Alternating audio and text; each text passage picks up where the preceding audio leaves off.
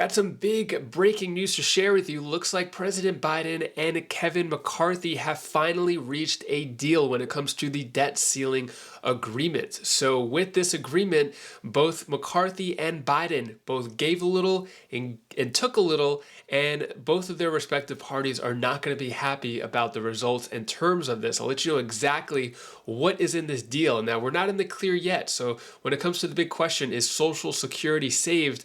Not quite yet. They haven't voted on it. All they have done is just come to an agreement. I'll let you know what that agreement is, what this means for Social Security payment schedule coming up, whether or not it's delayed, and I'll give you some other important updates as well. So late last night, Kevin McCarthy comes out of the meeting saying that they finally reached an agreement. Here's some of the headlines here.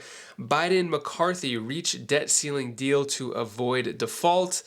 Also, Biden GOP reached debt ceiling deal. New Congress must approve it to prevent calamitous default. So it looks like they have an agreement in principle between President Joe Biden and House Speaker Kevin McCarthy would raise the nation's legal debt ceiling, but now Congress has only days to approve a package that includes spending cuts and would avert a potential disastrous U.S. default. Now, this is not just about the debt ceiling agreement, which is the reason why we're not in the clear yet. The June 1st deadline has now been moved back to June 5th, and Congress is now getting involved. If it was just between these two politicians, President Biden and Speaker McCarthy, it could probably be done, call it a day, and then we're all good. But now that we're going to have hundreds of other lawmakers put their 2 cents in the process, that's when it gets really messy. Because in this deal, both Democrats and Republicans are losing things, and lines were crossed in saying what they did not absolutely want to give up. Those things were given up, which means there could be more drama in the days to come. So I'm going to give you those specific details. Negotiators agreed to some Republican demands for increased work requirements for recipients of food stamps that House Democrats had called a non-starter. But bargainers stopped short of greater spending cuts overall that Republicans wanted. So as mentioned before, both sides gave up a little bit and gave a little bit. But as mentioned before, non-starters and big red lines were crossed. I'll let you know exactly what is in this agreement that both Biden and McCarthy agreed upon. Take a look at what Kevin McCarthy has to say first, then I'll give you the details and give you a Social Security update. I just got off the phone with the president. I talked to him twice today, and after weeks of negotiations, we have come to an agreement in principle. We still have a lot of work to do, but I believe this is an agreement in principle that's worthy of the American people. It has historic reductions in spending, consequential reforms that will lift people out of poverty into the workforce, rein in government overreach. There are no new taxes, no new government programs. There's a lot more within the bill. We still have more work to do tonight to finish all the writing of it. I do want to take a moment, though. I do want to thank Garrett Graves and Patrick McHenry for all their work on this and for all the work that we're going to continue to do tonight. I know you'll have a lot of questions. I'm not going to take them tonight. Out of respect, I want to brief our members about where we currently are. I expect to finish the writing of the bill, checking with the White House and speaking to the president again tomorrow afternoon, and then posting the text of it tomorrow, and then be voting on it on Wednesday. But thank you for your time, and I think this is very worthy of the American public. An agreement in principle. So this is what everybody is celebrating about and saying that finally something is done. Although, let's not get ahead of ourselves. It is not officially done. Just because they agreed upon terms doesn't mean that everyone else in the Democrats or Republican Party are going to agree as well. So here's what's in the deal to raise the debt ceiling. Let me go over exactly what they agreed upon. As mentioned from Kevin McCarthy, the text is going to be released soon, but these are just the, I guess the outline that they put out. So raises debt ceiling 2 years. So the deal raises the debt limit for 2 years rather than by a monetary amount, meaning the issue wouldn't come up again until after the next presidential election. So we don't have to go through this whole drama every single year. So we got 2 years before the next time we have to go through this. Then spending caps. GOP one-pager on the deal said it includes a rollback on non-defense discretionary spending to fiscal year 2022 levels while limiting top-line federal spending to 1% annual growth for 6 years. So some budget restrictions there, and then work requirements. This was one of the things that Democrats said was a big non-starter and that they would not go for it. So this one could be a little controversial. Work requirements were one of the largest sticking points in talks in recent days, with Republicans adamant that tougher work requirements would be included in any deal, while the White House balked at changes that would take away assistance from poor Americans. The agreement phases in an increase for the age until which recipients of food stamps must seek work to be eligible for the benefits from 49 to 54, but it also includes reforms to reduce the number of vulnerable people, including veterans and people who are homeless, subject to limits under the SNAP program. So the changes to the food stamp program will sunset in 2030.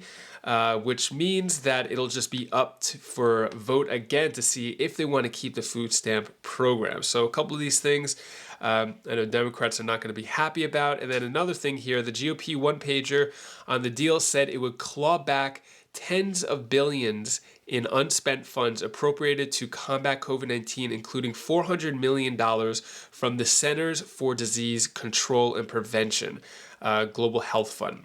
So Biden had indicated in recent weeks that he would be open to putting unused COVID-19 relief funds on the table as part of spending talks. So there's still billions, tens of billions of dollars out there that were allocated for COVID-19. With COVID pretty much gone and behind us, looks like this money could be used for other things. IRS funds. So you probably remember hearing about the $80 billion that would hire 87,000 IRS agents. So the deal would cut some of that funding, and the funding over the next decade would be cut as well for the IRS. And then permitting, reform environmental provisions. So yeah, few things here that I don't think are going to go over too well in Congress. So although a deal has been made between President Biden and McCarthy, it's still not fully there yet. One of the things Kevin McCarthy said, there are no new taxes, no new government programs. So yeah, I'll keep you updated with what's going on with this. Now, the big question is Social Security saved? Are we in the clear for Social Security? Are you going to get your Social Security check for June and July because the U.S. is not defaulting? Well, the agreement has not been made yet. So Social Security payment schedule, when do I get my June 23rd check? Assuming everything is on a schedule for Social Security, here are the dates that you will get your June Social Security checks. June 1st, supplemental security income payments are made on the 1st of each month. June 3rd, in general, you'll be paid on the 3rd if you live outside the U.S. You receive both SSI and Social Security benefits. Your state pays your Medicare premiums, and you file for Social Security benefits before 1997. June 14th, if your birthday falls on any day from the 1st to the 10th of the month. June 21st, if your birthday falls any day between the 11th and 20th of your birth month. And then June 28th, if your birthday falls after the 20th of your birth month. So those are the dates that Social Security payments should go out. They're saying that if there is a default, the June payments should be good. It's the July payments that we'd have to worry about if this debt ceiling agreement does not go through. So I'll keep you updated on what's going on with this whole mess, although it is a step in the right direction, not in the clear yet. That is all the news that I have for you today to hopefully brighten your day a bit. Here's my daughter Bella's tip of the day.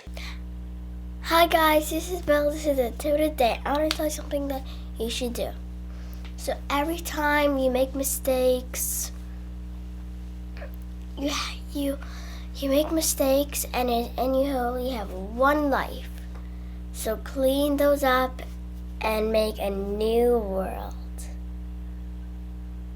And also, what you should do is you should always be passionate with what you have, because that next time it won't be there, but still, you'll be there. So, you guys are great and good. And learn by your mistakes.